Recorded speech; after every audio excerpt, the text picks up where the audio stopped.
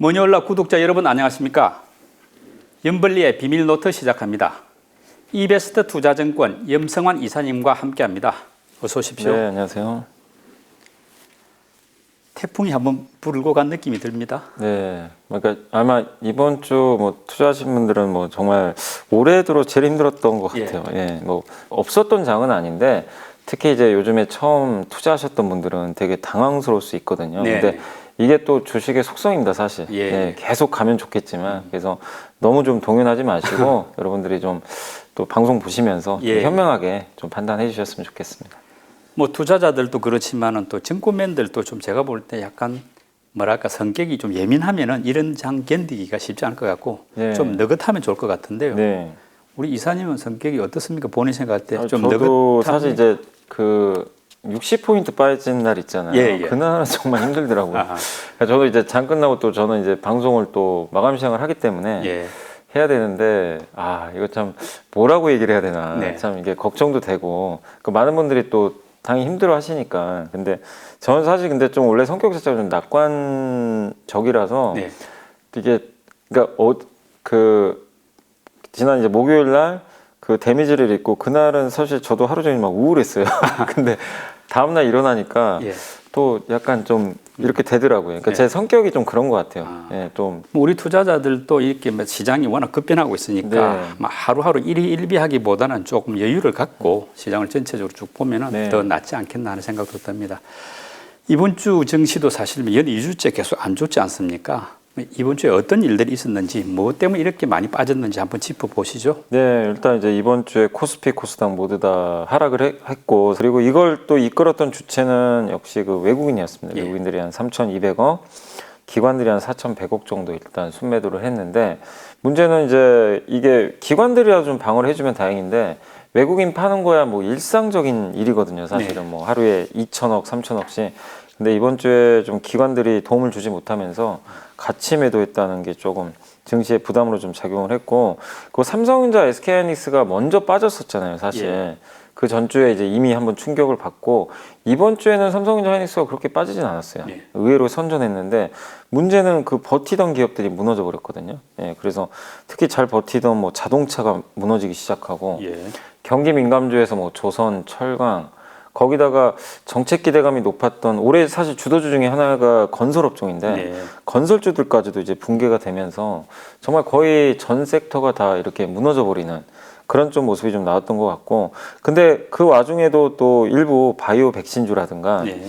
카카오뱅크는 또 정말 뜨거웠거든요. 예. 카카오뱅크, 2차전지 소재 또 크래프톤 같은 기업들은 이번 주에 또 계속 주가들이 이제 꾸준히 오르면서 선전하는 모습을 보였습니다. 근데 이게 마냥 좋을 수는 없는 게 이게 그 신규 상장한 기업들이잖아요. 네. 근데 이 기업들로 수급이 너무 쏠려요. 네. 외국인 기관. 그러니까 어떻게 되겠습니까? 이걸 사기 위해서 다른 걸 팔아버리는 거죠. 그렇죠. 예, 수급 분산 효과까지 발생해가지고 가뜩이나 안 좋은 기업들이 더 빠지는 그런 좀 악순환이 좀 반복이 됐던 것 같아요.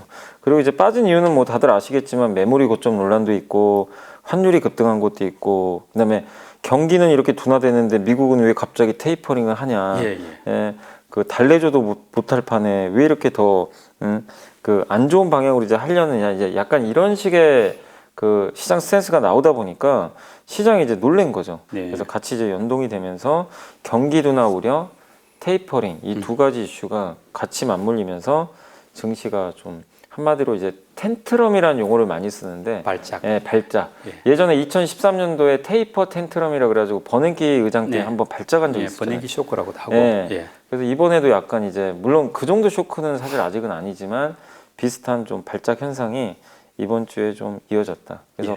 모든 부분에서 좀 좋았던 게 좋은 걸 찾을 수 없는 좀 예. 굉장히 어려웠던 한 주였던 것 같습니다. 그러니까 테이퍼링은 이제 변수가 아니라 상수가 된 셈인데요. 이게 지금 이미 반영이 됐다고 봐야 되는지 앞으로도 당분간 좀 더 악재로 작용한다고 봐야 될지 어떻게 보십니까? 그러니까 이게 일단 테이퍼링 자체는 사실 뭐 증시에 당연히 좋은 건 아닙니다. 네. 그래서 이제 시장이 놀래서 빠지는데 더 취약한 국가가 아시아잖아요. 예. 예, 돈이 또 빠져나갈 수도 있고. 그래서 아시아 증시가 지금 굉장히 영향을 좀 많이 받고 또 중국의 경기가 뭐 좋으면 또 상관이 없는데 중국의 경제 지표가 굉장히 안 좋아요, 지금 요즘에. 네. 그러니까 중국이 금리 인하한다는 얘기도 나오잖아요. 예. 물론 금요일 날 오전에 그 대출 우대 금리가 발표는 됐는데 동결은 했어요. 예. 근데 언제 또 금리 인하 할지 모릅니다. 사실 뭐 지준율 인하 얘기도 계속 나오니까 그 정도로 중국의 지금 경기가 안 좋은 상황에서 미국에서 갑자기 테이퍼링 긴축 이슈가 나오니까 시장이 놀랬던 것 같아요. 그러니까 평소대로 경기가 좋고 그래서 이제 정상화하려나 보다 이러면은 충격이 그렇게 안 컸을 것 같아요. 근데 그런 안 좋은 시그널에서 돈은 돈대로 뺀다고 하니까 시장이 좀 놀랬던 것 같고 또 한 가지가 예상보다 좀 빠르다는 거죠. 예. 원래는 내년 그 1분기 정도, 예. 예, 그 정도 예상했잖아요. 대부분 6월 FMC 이 의사록이나 이런 거 확인해 보면, 근데 갑자기 7월달 의사록이 딱 공개가 됐는데 이게 이제 바뀌어버린 거죠. 예. 11월에 해야 된다는 사람도 생겨버릴 정도로 갑자기 그러면 몇 달 안 남았잖아요, 네. 사실상. 그래서 이게 너무 그 시계가 빨리 다가오니까 시장이 또 화들짝 한번 놀랬던 것 같아요. 근데 이제 저는 개인적으로 봤을 때 너무 좀 걱정할 필요는 없다고 보는 게 일단 첫 번째가 2013년도도 기억하실지 모르겠지만 그때도 버냉키 의장이 이제 테이퍼링 갑자기 언급을 했잖아요. 네. 근데 스케줄보다 좀 더 늦게 했어요. 왜냐면 신흥국이 한번 발작을 하니까 이거 안 되겠다. 네. 좀 늦춰서 했고 2015년도에도 그때 앨런 의장이었던 걸로 제 기억이 나는데 그때도 이제 금리 인상 한다고 언급을 했는데 신흥국이 또 망가지기 시작한 네. 거죠. 예, 그러니까 또 역시 그것도 낮춰졌고 그래서 이걸 보면 테이퍼링을 하긴 하겠지만 그 델타 변이 바이러스 확산 속도나 아니면 만약에요 신흥국이 8월 내내 정말 증시가 안 좋아요. 예. 그래서 경제 상황까지 안 좋아지는 흐름이 나오면 연준이 또 약간 늦춰버릴 수도 있거든요. 네. 과거 사례를 보면. 그래서 그런 걸 본다라면은 지금 테이퍼링 일찍 하는 이런 부분에 대해서는 이미 좀 선반영은 됐다. 네. 그래서 너무 좀 무리할 필요는 없다. 이 말씀 드리고 싶고 그리고 두 번째가 뭐냐면은 여기서 더 중요한 게 금리 인상 우려가 있잖아요. 네. 예, 금리도 원래 컨센서스는 2023년에 예. 그때였는데 갑자기 지금 이제 2022년 연말로 바뀌어 버렸더라고요. 네. 그래서 이게 또 약간 한 분기 이게 앞서 나가니까 시장이 이제 드디어 올 게 없구나.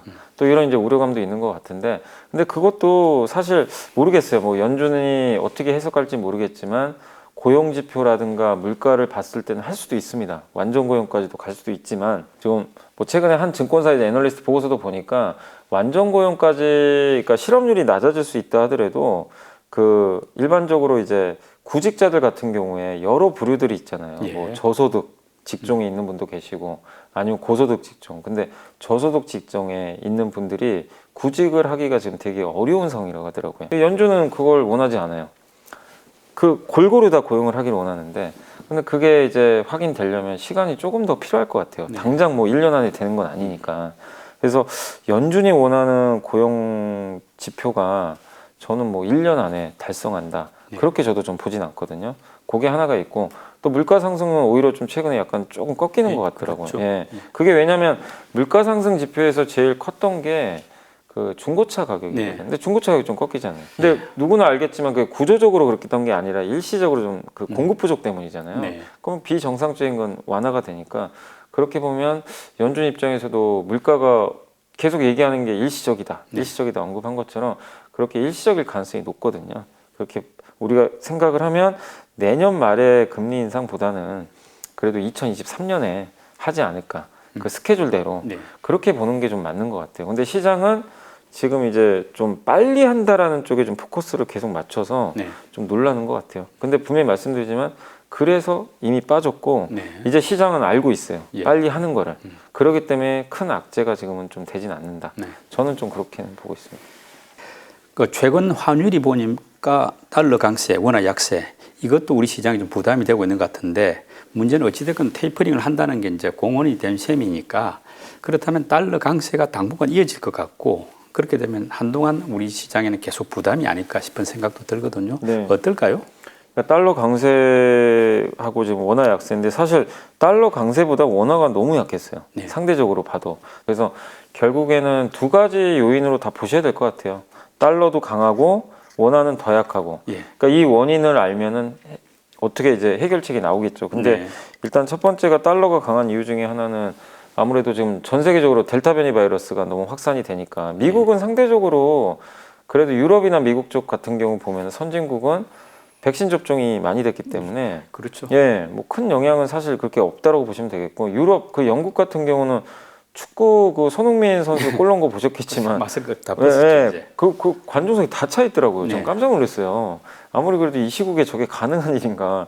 근데 그 정도로 백신을 믿고 그냥 이렇게 경제를 오픈 시켜버린 거죠. 네. 그러면은 당연히 선진국 경기는 좋아지겠죠. 그러면 당연히 달러는 강해지는데 상대적으로 신흥국은 지금 그 상황이 아니니까 예. 이게 결국 상대 통화 비교해서 달러가 강할 수밖에 없죠. 그러니까 이런 부분들이 달러 강세를 좀 부추겼고 거기다 이제 미국은 통화 정책 정상화 이제 좀 네. 빨리 하려고 하잖아요. 그렇죠. 테이퍼링. 네. 그럼 테이퍼링 한다는 거는 긴축을 약간 의미하니까 달러와 강세 요인입니다. 근데 달러가 뭐 그렇다고 급등은 하는 건 아니에요. 네. 근데 방향성은 이제 위로 가고 있다. 근데 결국 이런 것들이 앞으로도 그럼 가속화 될 거냐. 근데 아까 말씀드린 대로 델타 변이 바이러스가 만약에 신흥국에서 완화된다면 백신 접종이 많이 돼가지고 네. 그럼 달러는 상대적으로 또 약해지거든요. 예. 그리고 테이퍼링 이슈도 지금 이제 빨리 한다고 나왔는데 차라리 빨리 해버리면 미리 선반영을 한 거거든요. 네. 그런 면에서는 달러화가 강하다가도 언제든지 제로 노출로 저는 꺾일 수 있다고 봐요. 그래서 보다 문제가 왜 이렇게 우리나라 원화만 이렇게 약할까? 네.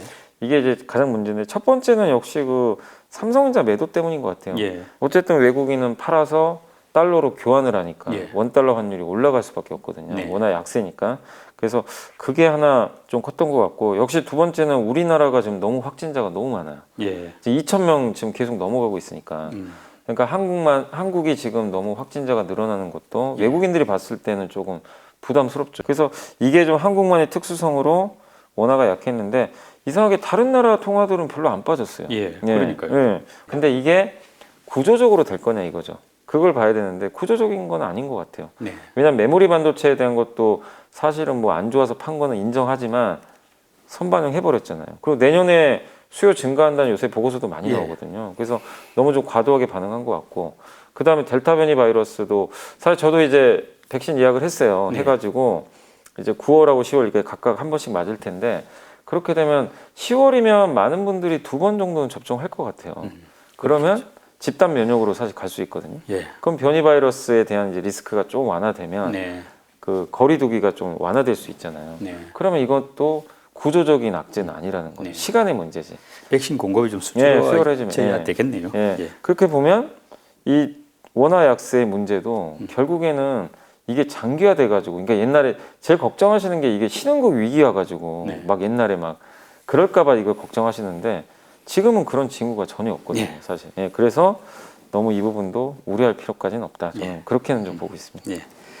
그리고 이제 한은이 이제 8월 26일 날 목요일 날 금통위를 열는데 네. 여기서 금리 인상을 할 것인가 말 것인가가 지금 관심사 아닙니까? 뭐 환율이라든지 뭐 부동산 또 수입 물가 오름세 이런 걸 감안하면 해야 된다 이런 제 의견도 있고 반대로 코로나 또 확산되는 와중에 취약계층 뭐 자영업자들이라든지 이런 분들 힘든데 올릴 수 있느냐 이런 반대론도 있는데 우리 이사님 보기에는 어느 쪽으로 좀 선택할 것 같습니까? 아니, 시장에서. 저는 당연히 동결해야 되는 거 아닌가. 저는 그렇게 생각을 해요. 동결할 가능성이 높다고 일단 보고 있고요. 원래는 연내 2번이 시장 예상인데 예. 이번 8월에 원래 한 번 하는 게 시장의 예상이었어요. 근데 그렇죠. 지금 분위기가 갑자기 좀 바뀌어가지고 확진자도 너무 많이 늘어난 데다가 지금 정부에서도 재난지원금을 이제 예. 주잖아요. 예. 이런 상태에서 한은이 갑자기 금리 인상하는 것도 사실 스탠스가 전혀 안 맞는 거거든요. 서로 어떻게 반대죠. 예, 일종의. 서로 반대니까 지금 가뜩이나 우리나라도 지금 내수가 지금 자영업자분들 되게 힘들어 하시잖아요. 그런 상황에서 금리까지 올리면 내수 경기가 더 타격을 받거든요. 네. 그래서 저는 일단 지금은 뭐 통화정책 정상화도 물론 중요한 그 한은의 임무지만 경기부터 살려야 되는 거 아닌가. 예전에 저는 옐런 재무장관이 했던 얘기도 생각나요. 지금 그러니까 돈이 많이 풀려서 막 주택 가격 오르고 예전에도 뭐 자산 가격 올리는 거에 대해서 부담을 느꼈지만 지금 그게 뭐가 중요하냐. 경기부터 살려야 되는 거 아니냐. 예. 저는 그거에 그런 말에 동의를 하거든요. 네. 그러니까 지금은 사람을 살리고 봐야지 정책적인 보다도 그게 저는 우선순위에 있다고 봐요. 그래서 저는 좀 금리를 동결하지 않을까 이렇게 예상하고 그리고 왜 제가 또 금리를 동결할 걸 더 예상하냐면 얼마 전에 뉴질랜드가 네. 예상을 깨고 금리를 동결해 버렸어요. 뉴질랜드는 거의 대부분이요 금리 인상한다고 다 봤어요. 왜냐하면 물가 상승률이 3.3%거든요. 근데 지금 우리나라가 2%대예요. 예. 근데 이런 뉴질랜드마저도 확진자 1명 나왔다고 갑자기 이제 셧다운 들어가고 지금 비상사태 선포하는 것 같더라고요. 이제 거기는 원래 청정 지역이잖아요, 예, 뉴질랜드. 그러니까 이제 여기도 금리를 원래 올리는 게 맞는데 일단 선제적으로 동결시켜 버린 거예요. 그러니까 경기가 더 중요하다고 본 거죠, 어떻게 보면. 그러니까 이런 걸 좀 봤을 때 네. 저는 이번 8월에는 예. 좀 금리는 동결하지 않을까라고 예상은 하고 있습니다. 그래도 이제 만약에 뭐 금리를 인상할 수도 있으니까 네네. 그랬을 경우에 이제 증시에는 어떤 영향을 미칠 것인가 이것도 관심인데 아까 말하는 경기가 좀 죽는 때문에 뭐 주가가 내려갈 부분도 있지만 네. 또 환율이 또 원화가 강세가 약간 강세로 되면서 네. 좋아지는 측면도 있는데 전체적인 영향은 어떻게 평가됩니까? 일단 이제 인상을 하면 좀 단기로는 악재로 봐야 될 것 같아요. 네. 왜냐하면 이제 하느니 결국에는 뭐 이런 그 경기 부양이나 이런 쪽보다는 통화 정책 정상화, 예. 물가 안정을 선택한 거니까 사실 이런 부분은 증시에는 좀 약간 부정적이거든요, 사실은. 예. 그래서 단기적으로는 좀 악재로 받아들일 가능성이 있을 것 같아요. 그래서 자산 가격이 조금 예.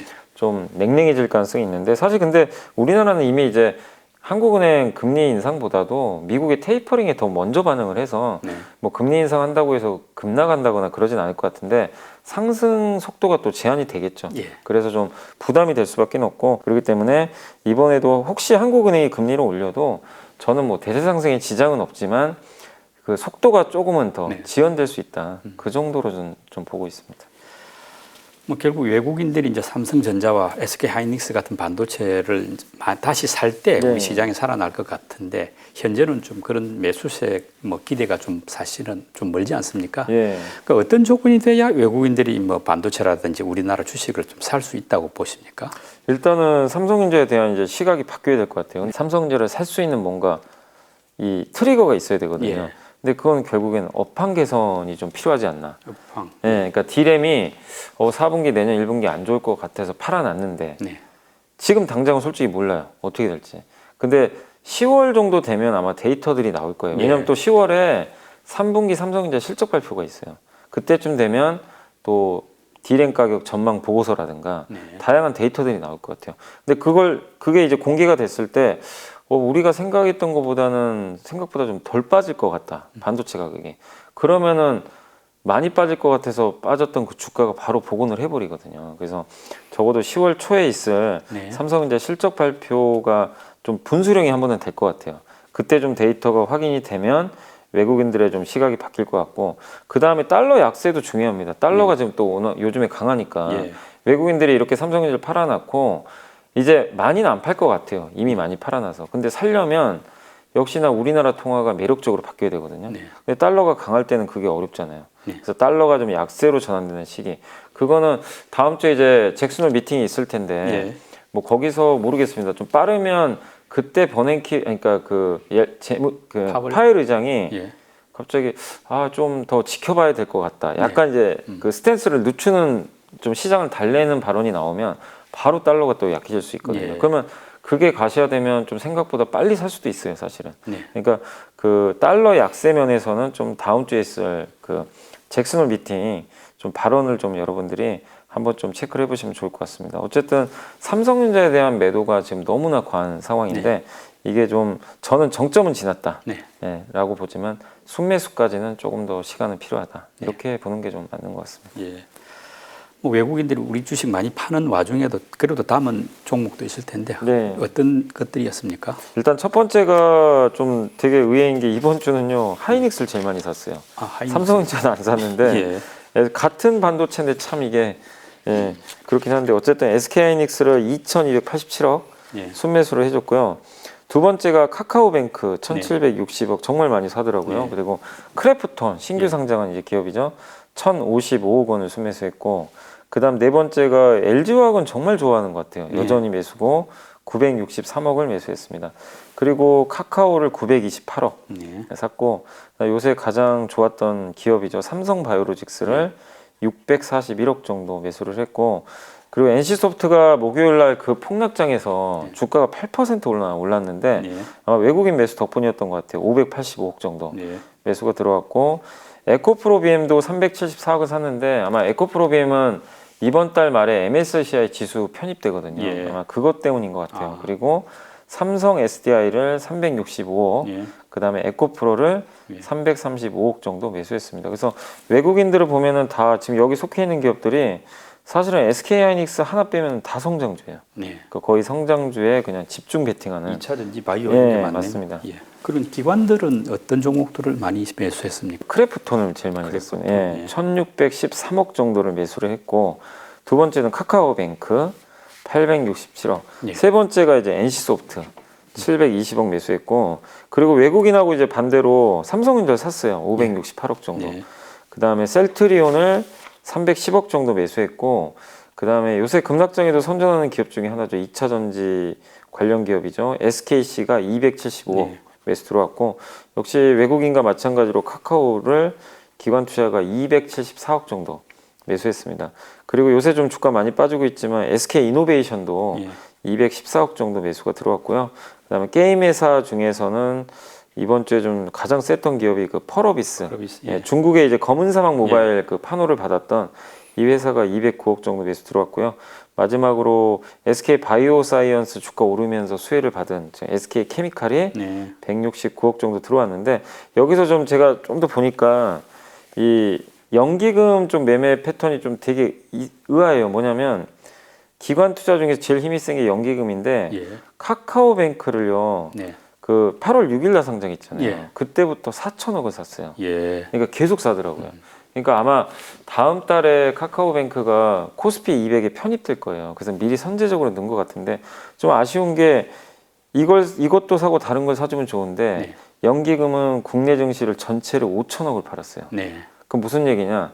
카카오뱅크까지 합치면 이거 제외하면 실제로는요, 9천억이네. 거의 9천억을 팔았다는 예. 거예요. 다른 기업들은. 네. 그러니까 얼마나 카카오뱅크가 아닌 기업들이 네. 이게 어떻게 보면 수급적으로 피해를 많이 본 거죠. 예, 그러니까 여러분이 가지고, 그러니까 왜 이 말씀을 드리냐면, 여러분이 보유해서 뭐 대형주 중에 물린 기업들이 많으실 거예요. 네. 특히 뭐 대형주 중에. 근데 그걸 한번 봤는데 연기금 매도가 많다. 네. 그럼 너무 염려하지 마세요. 왜냐면 카뱅 그 수급 이슈 때문에 네. 이걸 담으려고 판 걸 수도 있거든요. 네. 그러니까 그런 것들은 좀 체크하신다면 너무 우려할 필요는 없다. 이 말씀 좀 드리겠습니다. 그리고 개인들은 이번 주에 주로 어떤 종목들을 많이 매수했습니까? 네, 이번 주에 역시 예상하신 대로 삼성전자를 집중적으로 예. 샀습니다. 1.2조 원 정도 아. 이번 주에도 많이 샀고, 그 삼성전자 주주분들이 이제 500만 명 넘었다는 얘기도 예. 일부 있더라고요. 그래서 또 개인들 예. 그 지분도 뭐 많이 13%까지 맞아요. 예, 많이 올라갔다 늘었다고 하죠. 하더라고요. 예. 그리고 두 번째로 이제 롯데렌탈 이번 예. 주에 상장했잖아요. 네. 그래서 렌탈 1위 업체인데 1,955억 원. 근데 좀 안타깝게도 롯데렌탈은 좀 흥행도 실패하고 네. 공모가 이하로 시작을 해가지고 조금 주가 흐름은 좀 좋진 않습니다. 그 세 번째가 역시 삼성전자입니다. 삼성전자 우선주 예. 1,432억 정도 매수했고요. 네 번째가 포스코 네. 834억 원. 그다음 다섯 번째가 명신산업인데, 이게 사실은 뭐 테슬라 관련주로도 유명했던 기업 중에 하나인데, 이번 주에 821억 원으로 좀 매수가 많이 들어왔고요. 그다음에 현대차가 813억 정도 네. 매수 들어왔고, 한컴 라이프케어도 이게 신규 상장한 기업이거든요. 네. 그리고 개인 투자분들이 신규 상장한 기업들을 좀 많이 사시더라고요. 예. 그래서 이번 주에 790억 정도 들어왔고, 기아가 700억 매수 들어왔고요. 네. 그다음에 SK이노베이션이 485억 원, 마지막으로 SD 바이오센서, 이 기업도 상장한 지 얼마 안 된 네. 기업이죠. 진단키트 485억 정도 매수 들어오면서, 개인 투자분들은 여전히 삼성전자에 대한 사랑은 여전한데, 특징적인 건 신규 상장한 기업을 굉장히 좀 좋아하는 네. 그런 매매 패턴이 이번 주에 좀 나왔던 것 같습니다. 그리고 이번 주에 많이 오른 업종인데 사실은 뭐 많이 오른 업종이 없을 것 같거든요. 그래서 덜 빠진 업종하고 네, 아니, 좀 정말- 많이 빠진 업종으로 구분을 해봤으면 예. 좋겠는데요. 진짜 이건 거짓말이 아니고 업종별 상승률 딱 보니까 게임 하나만 상승했어요. 아. 이번 주에. 예. 그러니까 거의 그냥 완전히 그 폭락을 했다고 보시면 좋을 것 같아요. 네. 대부분의 섹터들이. 그래서 그 말씀드리면, 그러니까 덜 빠진 순서대로 좀 말씀드릴게요. 그래서 게임 업종만 0.75% 반등을 했고, 예. 은행이 마이너스 1% 예. 하락을 했고, 인터넷 대표주가 마이너스 1.2%. 예. 그러니까 이거는 선전한 거죠. 네. 시장에 비해서는. 예. 그리고 해운 업종이 마이너스 1.3% 정도. 예. 예, 하락을 했고, 그다음에 크래프톤 관련주도 마이너스 1.4% 예. 하락을 했습니다. 그러면 좀 방어주로 많이 인식되는 리츠 관련주가 예. 마이너스 2.1% 하락을 했고요. 그다음에 이번 주에 사실 삼성전자 하이닉스가 선방해서 네. IT 대표주는 마이너스 2.2% 네. 정도 하락을 했습니다. 그리고 반대로 이제 가장 많이 하락한 업종 몇 개만 말씀드리면, 가장 많이 하락한 업종은 농업 섹터가 좀 안 좋았어요. 뭐 비료나 이쪽 있잖아요. 아. 여행 업종이 마이너스 9.3%. 예. 여행 가기가 좀 어려운 상황으로 좀 전환됐고, 페인트 업종이 마이너스 9.2%. 예. 조선주도 굉장히 많이 빠졌습니다. 예. 마이너스 8.9%, 항공주가 마이너스 8.7%. 예. 그래서 이런 섹터들이 이번 주에 좀 유독 많이 하락을 했다라고 보시면 되겠습니다. 그리고 염 이사님이 선정한 이번 주에 보고서 듣는 순서입니다. 어떤 내용인가요? 이번 주에 제가 보다 보니까 되게 좀, 이게 신영증권의 엄경화 애널리스트가 제가 봤을 때는 이건 굉장히 용기를 내서 쓰신 것 같아요. 네. 무슨 얘기냐면 컨테이너에서 내려가지고요, 비행기를 타재요. 아, 그러니까 이게 제목에서 딱 여러분들 감이 오시죠? 컨테이너선 운임 해운? 관련된 해운주 팔고 예. 비행기 주식 사자, 항공을 사자. 항공주 예. 사자. 약간 요 뉘앙스인데 사실 지금 이 얘기하기가 되게 어렵거든요. 예. 왜냐하면 지금 이 컨테이너선은 최고잖아요. 그렇죠. 업황이 최고저고 항공은 최악인데 어떻게 보면 근데 역발상 전략으로 보면 또 맞을 수도 있어요, 사실은. 왜냐하면 최악인 업종은 사는 게 사실 맞거든요. 네. 어떻게 보면은 최고일 때 팔고. 네, 그런 얘기입니다. 그래서 내용을 간략히 설명해드리면 운송주의 투자 매력도가 높아지는 시점이 강한 수요를 기반으로 해서 운임을 상승할 때인데 사실 근데 아시겠지만 수요도 수요인데 이 컨테이너선 운임 지수가 많이 올라간 게 공급량이 부족해서 커요, 사실은. 컨테이너 박스도 없고 예. 이렇게 배를 댈 수 있는 항구에서도 막 적체 현상이 발생하고 네. 이래가지고 그 운임 지수가 어떻게 보면 좀 비정상적으로 네. 엄청나게 올라갔죠. 그래서 이 HMN 같은 기업이 주가가 사실 10배 넘게 올랐잖아요. 예. 그래서 이런 모습인데 결국에 근데 이렇게 쉼없이 달려왔는데 이제는 그 운임지수 상승의 각도가 좀 꺾인다는 거죠. 점점. 예. 그렇게 되면 주가에 좀 부담이 될 수 있고 그리고 오히려 좀 이익이 감익할 수도 있다. 예. 그런 좀 포인트를 지목해 주신 것 같아요. 그래서 HMN 같은 좀 컨테이너선 비중이 높은 기업들은 좀 비중을 줄이자라는 네. 얘기고 근데 HMM에서 번 돈을 그럼 어디로 갈 거냐? 네. 아시아나항공사래요. 아, 항공주를. 예. 지금 왜냐하면 이제 항공주가 최악인 건 다들 알고 계실 예. 거예요. 아시아나항공은 뭐 사실 상폐 위기까지 한번 갔었잖아요. 네. 예, 그렇지만 다시 회생을 했는데 2분기 항공 기업들의 실적이 예상보다 좋았다고 합니다. 그러니까 손실이 조금 준 거죠. 예. 예, 줄어들었고 그 다음에 그동안 물론 이제 아시아나항공하고 대한항공도 합병을 나중에 하겠지만 구조조정이 좀 일부 되면서 네. 항공기 이제 공급 대수도 좀 줄어들었고 네. 이런 상황에서 만약에 코로나 백신이 접종이 가속화되면 백신 접종을 하면은 자가격리가 아마 폐지될 수도 있다고 하더라고요. 그럼 해외여행 갈 수 있는 수요가 갑자기 그러니까 이게 해외여행이라는 게 이렇게 보시면 좋을 것 같아요. 백신 접종이 많이 갑자기 이루어지면 이렇게 천천히 해외여행 수요가 느는 게 아니라 네. 그냥 V자로 솟아버리는 거죠. 아. 왜냐하면 누구나 가려고 할 거 아니에요. 예. 사실은. 2년간 못 갔으니까. 네, 못 갔으니까. 그래서 어마어마한 그 성장이 나올 것 같아요. 그러니까 우리가 볼 수 없는 그 예. 엄청난 여객 항공 수요. 네. 그러니까 역으로 보면 저는 이제 여기에는 안 나왔는데 이건 이제 저의 개인적인 생각인데 그동안 항공화물 때문에 예. 대한항공은 사실 흑자났어요. 예. 근데 역으로 생각하면 이 논리가 맞다면 대한항공보다는 오히려 저가항공사가 더 메리트가 LCC 말씀이죠. 예, 맞아요. 왜냐하면 저가항공사 그러니까 저비용 항공사는 네. 항공화물을 할 수가 없어요. 요즘 굉장히 안 좋다고 하죠. 그래서 막 유증하잖아요. 예. 유증하고. 근데 유상증자가 이번이 거의 마지막인 것 같아요. 이번에만 잘 해주면 네. 더 이상 자본 조달 리스크 없고 만약에 내년 초에 여행을 가기 시작하면 해외 그럼 바로 이 돈을 그냥 갑자기 다 벌어버리는 거죠. 그동안 까먹었던 거. 예. 근데 대한항공은 그동안 LCC보다 좋았던 거는 항공화물 때문에 돈을 많이 벌었어요. 예. 근데 이 상황이 바뀌어버릴 수도 있다는 거죠. 근데 제가 왜 이 보고서를 소개시켜 드렸냐면 그냥 이게 보고서를 읽다 보면요 우리가 매일 아는 뭐 그냥 비슷한 내용의 보고서가 많아요. 근데 이 내용은 저는 이거 보는 순간 이게 눈에 확 들어오더라고요. 그러니까 아무도 생각을 안 한 네. 지금 갑자기 예. 뭔가 뒤통수 맞은 것 같은 그런 좀 느낌이 들어요. 사실. 역발상 느낌이 네, 드네요. 역발상이니까. 근데 저는 이게 틀릴 수도 있다고도 보지만 투자하시는 분들이라면 이것도 한번 생각을 해보세요. 역발상으로 진짜 최고인 업종을 팔고 예. 최악인 업종을 사라는 얘기거든요. 근데 그게 저는 개인적으로 이 의견에 동의는 하거든요. 네. 그래서 한번 투자하신 분들 한번 주말에 한번 곰곰이 이게 신영증권에서 나온 보고서 그냥 한번 좀 찾아보셔가지고 보실 것을 좀 권유를 드리고 싶습니다. 네, 지금부터는 8월 넷째 주 증시 살펴보겠습니다. 주요 일정들부터 한번 챙겨보시죠. 네, 일단 이제 이번 주에 있을 가장 또 중요한 이슈 중에 하나가 8월 23일 날